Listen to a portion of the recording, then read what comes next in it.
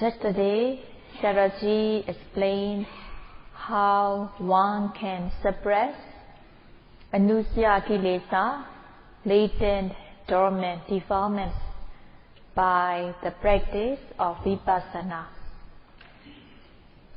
By practicing Vipassana, one can suppress latent, dormant defilements. Suppressing here means one weakens the defilements so that the defilements become weaker and weaker.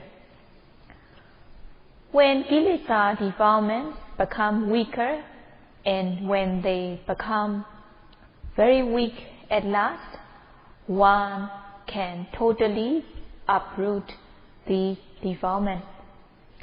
In order to totally uproot these defilements without weakening them, one cannot uproot them.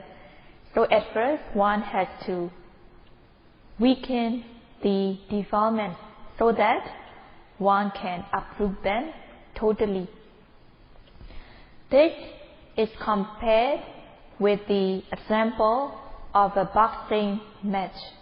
In order to compete in a boxing match, one has to learn from a good teacher who can give good guidance, good instruction.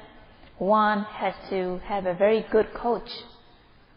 In the boxing match, the player has to avoid blows from the opponent, and at the same time, the player has to look for opportunity to give the opponent powerful blows.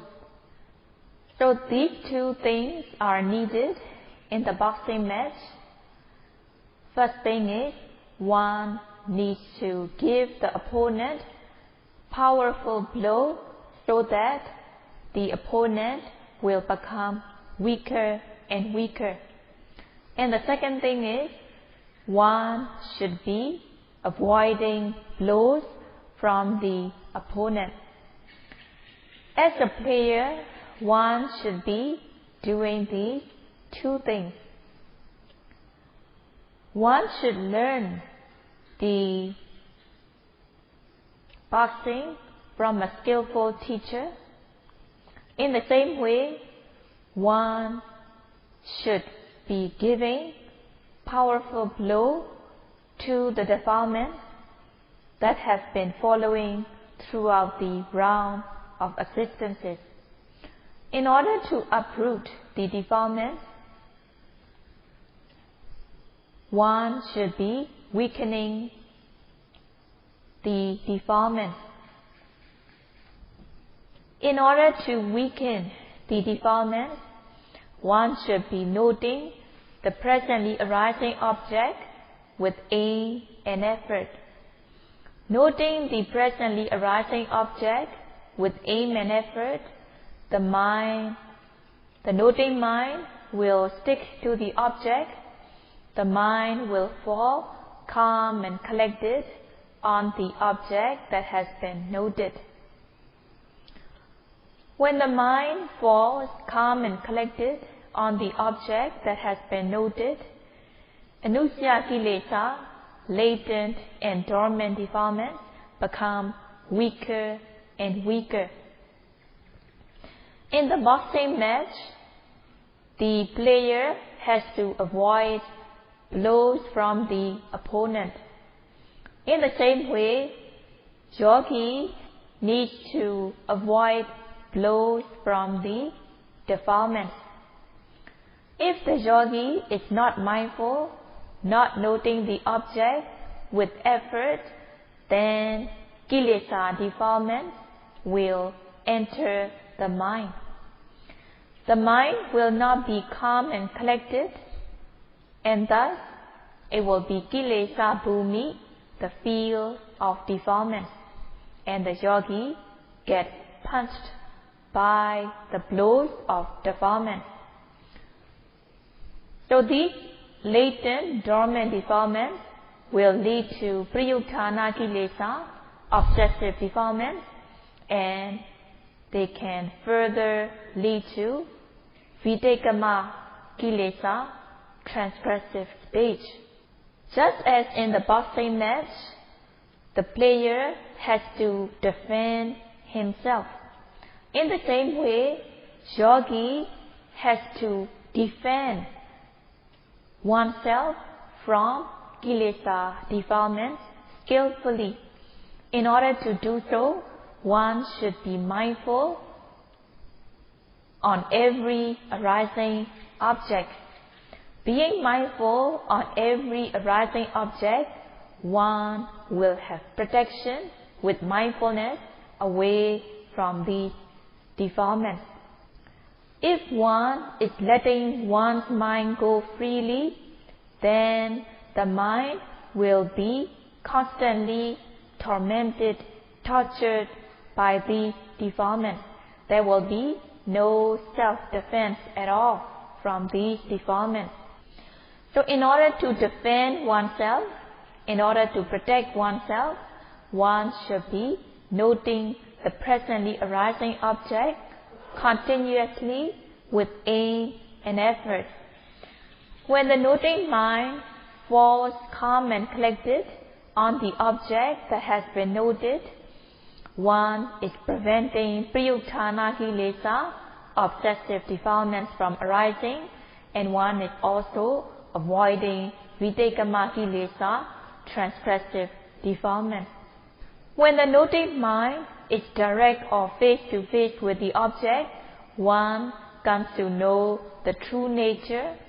Coming to know the true nature, avijja nusaya, ignorance, will not arise. In this way, one is replacing not knowing and wrong knowing by vijja, knowledge. In the boxing match, the player has to give opponent powerful blows in order to weaken the opponent. In the same way, by noting the presently arising object, the defilements that have been following throughout the round of existences will become weaker and weaker. As the yogi notes, the defilements become weaker and weaker. So this can be understood through one's experience of practice, and you can compare with this example of a boxing match. One should be mindful of every arising object at the moment of their arising. One should be mindful at the moment of seeing, hearing, smelling, tasting, touching, knowing, bending, stretching, sitting, standing, rising, falling, and even the minute activities such as blinking of the eyes, opening and closing of the eyes should be noted, and one should note these objects with sustained mindfulness. When noting all these objects with sustained mindfulness, the mind will be calm and collected on the object. In order that the mindfulness and concentration should be strong, one should be noting continuously without any gaps in between. If the mindfulness is not continuous, it will not be as strong, and one will not be giving powerful blow to the defilement. In order to be strong, the noting should be continuous, mindfulness should be continuous, concentration should be continuous. When mindfulness is continuous, one is giving powerful blow to the defilements. In the example of sitting down from standing position, one should note it as sitting, sitting. One understands it as sitting. It is right, it is called sitting, it is right vocabulary, But what really exists in the process of sitting is not a person, it is not a being who is sitting. What really exists is the Nama and Rupa, mentality and materiality. At the moment of sitting, these Nama and Rupa are really present. It is not the person or being that is sitting. It is not created by the Supreme Soul to sit. Actually, when one is mindful at the moment of sitting, one's noting mind falls on the action of sitting, and one comes to know the true nature. Even if one does not develop knowledge by noting sitting, but if the mind falls on the movement of sitting, the mind will be calm and collected. The mind will not be cold. The mind will not slip away from the object. When the noting mind is aimed towards the object, when the noting mind is direct with the object, there will not be micca vitakka, there will not be wrongful thoughts.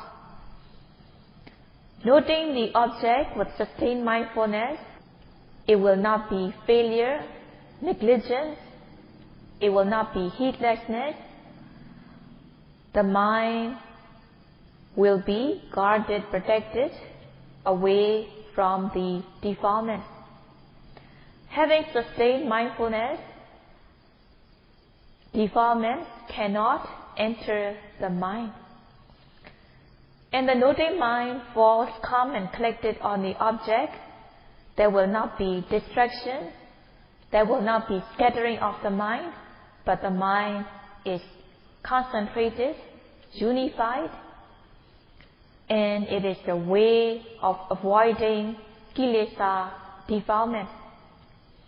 When the mind is calm, collected, unified on the object that has been noted, one is avoiding blows from the defilement. And whenever one has the opportunity, one has to give powerful blow to the opponent.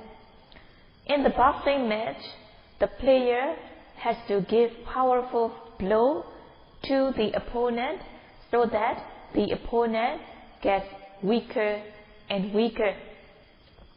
In the same way, when one is noting the presently arising object, when one noting mind is direct with the object, one comes to know the true nature.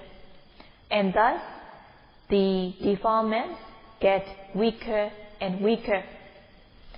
As the yogi notes moment by moment, the defilements also get weaker and weaker. When the yogi notes continuously, and when the yogi comes to know the true nature moment by moment continuously, then avijja nusaya, ignorance, gets weaker and weaker.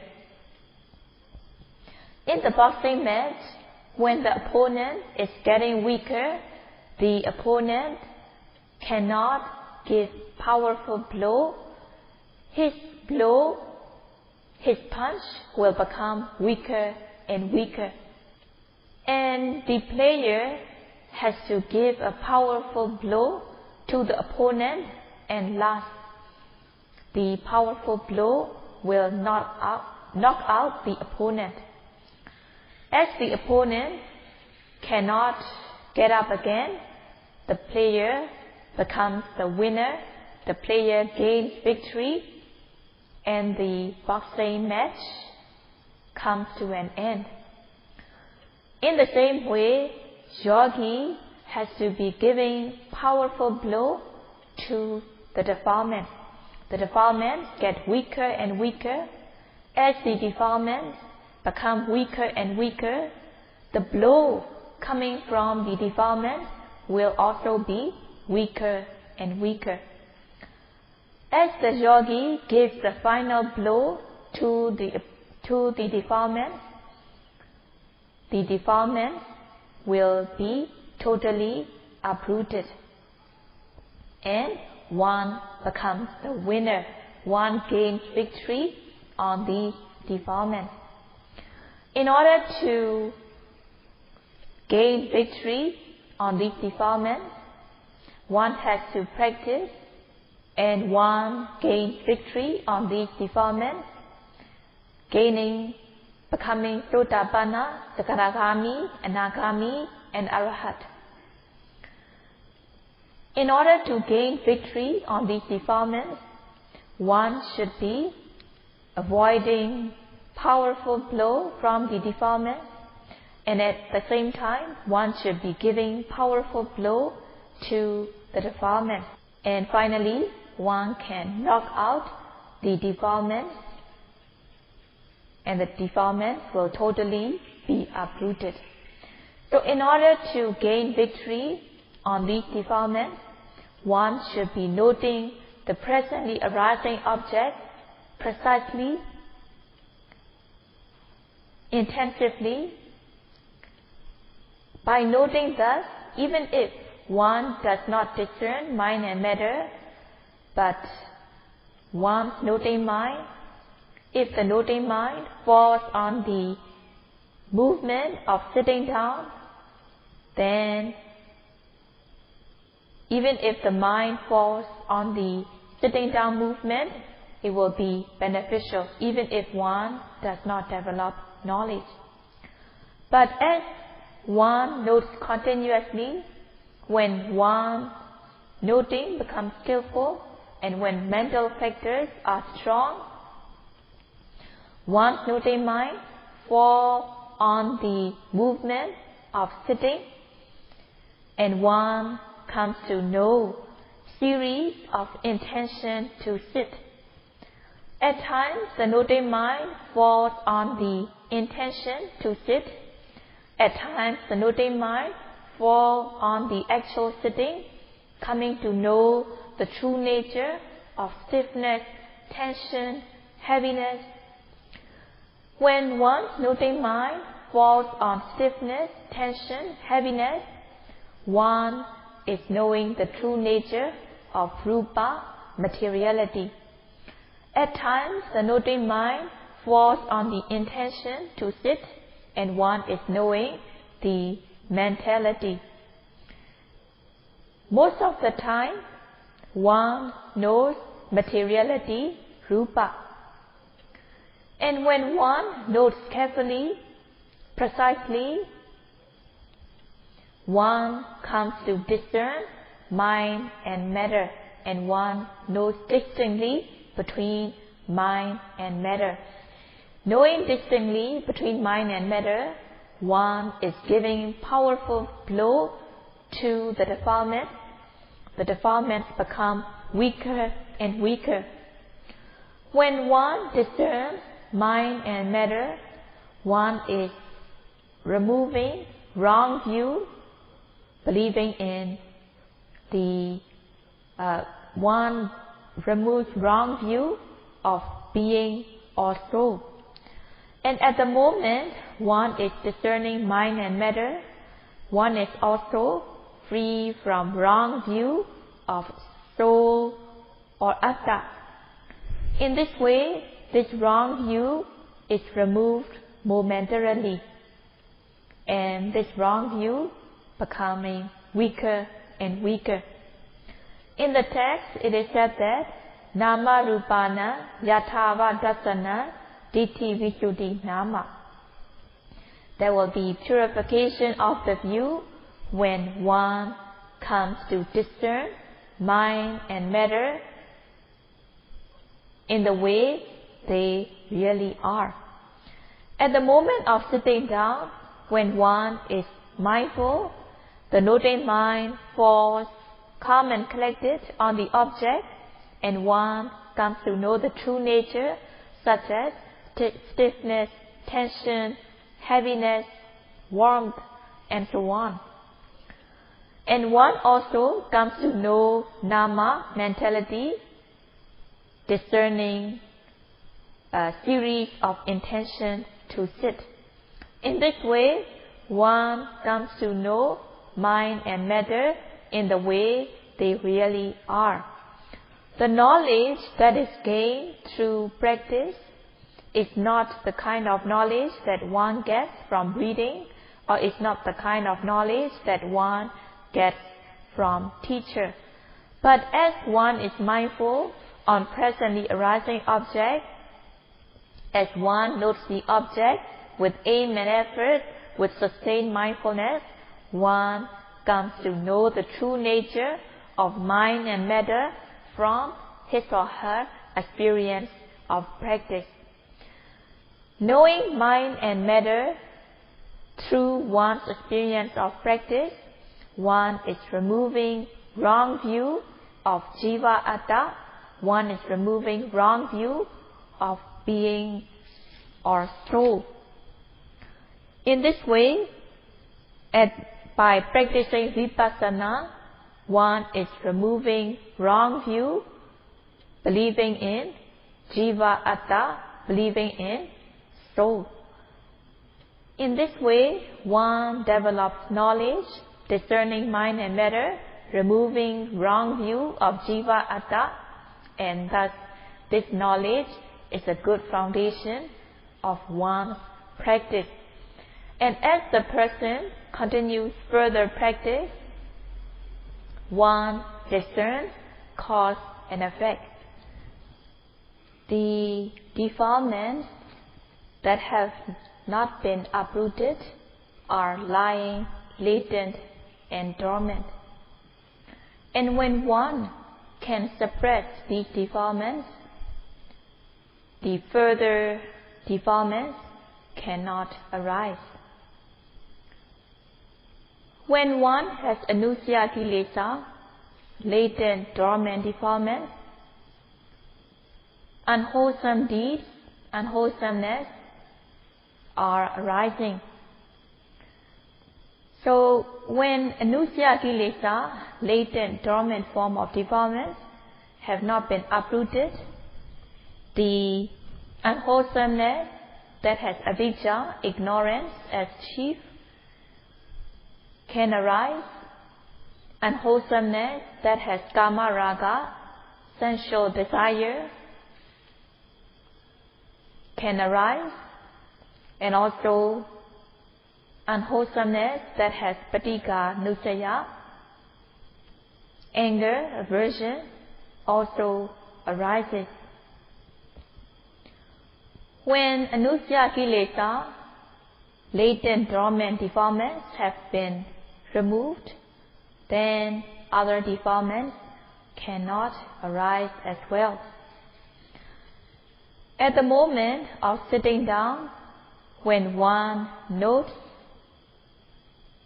sitting, and when one comes to know very clearly, at that very moment, one is discerning mind and matter. And when one reflects on this experience, one also recalls the experience of discerning mind and matter. At the moment of recalling, reflecting also, these defilements will not arise.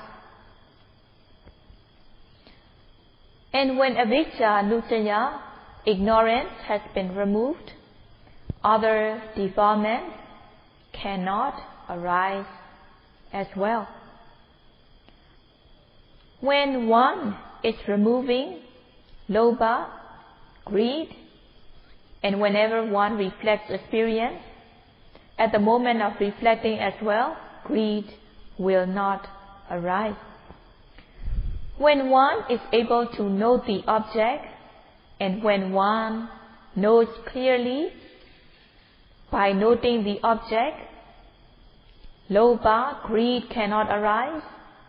And when one reflects back his or her experience, at the moment of reflecting, also lobha, greed will not arise.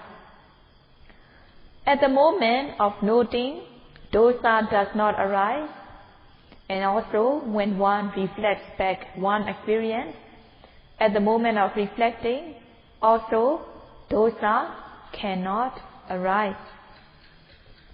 In this way, anusaya kilesa, latent dormant defilements, have been suppressed. If one is not being mindful at the presently arising object, then there will be delusion based on the object that one is not noting. There will be avijja, ignorance. If there is not knowing, one also becomes attached. There can be greed, lobha, and also there can be anger, aversion. Based on the object that the yogi fails to note, based on the object that the yogi is not noting, there will be ignorance, and also other defilements can arise. When one reflects back, lobha will also arise. So at the moment one is missing to note, at the moment one is failing to note, lobha arises, and when one reflects back, lobha will arise again. At the moment one is not mindful, there can be dosa arising, and one reflects back, and at the moment when one reflects back also, dosa arises. So it will be just like a cow ruminating. When one does not know mind and matter distinctly, kilesa defilements cannot arise, and these kilesa current will not continue. So at the moment of noting, at the moment of discerning, kilesa defilements will not arise, and when one reflects on one's experience, at the moment of reflecting as well, these defilements will not arise, and thus unwholesomeness will not arise.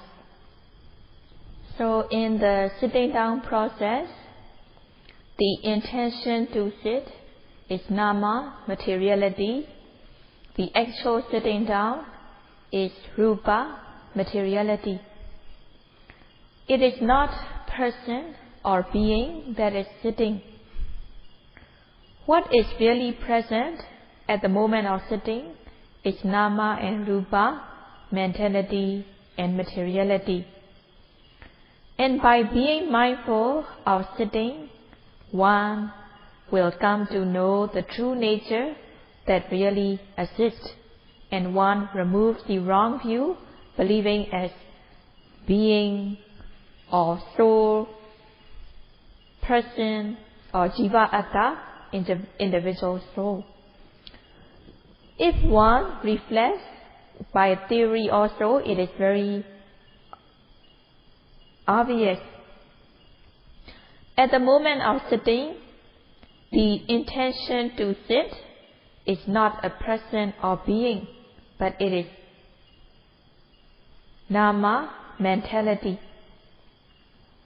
And the actual sitting down, stiffness, tension, movement is not a living, is not a person or being. Stiffness, tension, movement is the nature of rupa, materiality. The stiffness, tension, movement is the nature of vayo dhatu, wind element. Heaviness is the nature of apo dhatu, water element. So if one reflects through theory, it is very obvious that there is only nama rupa, mind and matter, at the process of sitting down. There is nothing else apart from nama, rupa, mind and matter. So the intention to sit is not the person or being. The actual sitting down, which manifests as stiffness, tension, movement, heaviness, is also not being or a person. So at the moment of sitting down, there is nothing else but nama and rupa, mentality and materiality. So it is not the being, it is not the person, it is not the atta, which is sitting. So when one reflects, one knows clearly that it is mind and matter. But when one is noting, sitting, one should not be reflecting the theory, one should not be thinking of the theory, but one should note it with aim and effort, with sustained mindfulness. When one is practicing, when one is noting the presently arising object, one should not be thinking. One should not be thinking or reflecting the theory. If one is thinking, then one is wasting one's time. One is taking time away from the practice. Practicing Vipassana meditation is to remove anusya kilesa, latent, dormant, defilement. But if one is thinking, imagining, reflecting the theory, one will not be removing the defilement, but one will be culturing the defilement if one is thinking and imagining.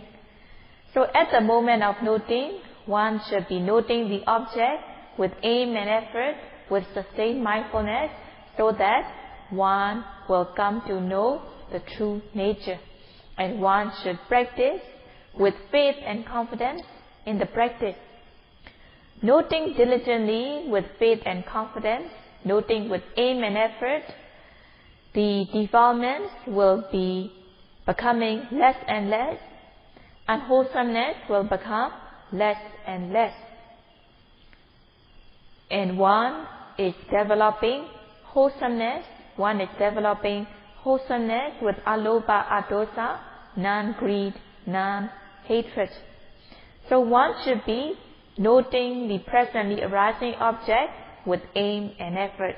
And Sayadaw urges that yogis note the presently arising object with aim and effort. And Sayadaw says, people who have the habit of thinking, they also tend to be thinking during the practice.